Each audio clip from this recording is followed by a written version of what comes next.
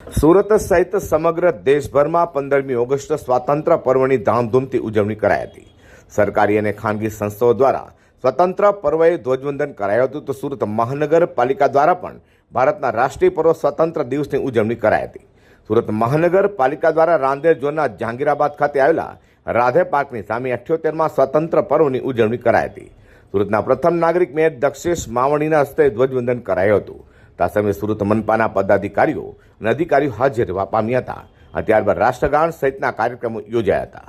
78માં સ્વતંત્ર પર્વની આ શુભ સવારે આપ સૌને સુરત શહેરના પ્રથમ નગર સેવક તરીકે વંદન કરી કોટી કોટી શુભકામના પાઠવું છું।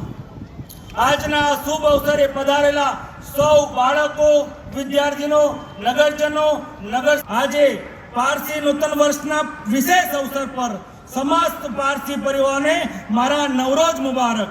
भारत ने पारसी समुदाय की संस्कृति और परंपरा पर खूब गर्व है।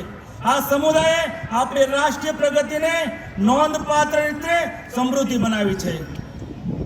आ स्वतंत्र दिवस भारत माता तमाम संतानों माटे भले ते देश में होय के विदेश में आजना दिवसे दरेक लोकोने देश प्रेमनी भावनाने बड़ो ऊंडो अनुभव थाय छे।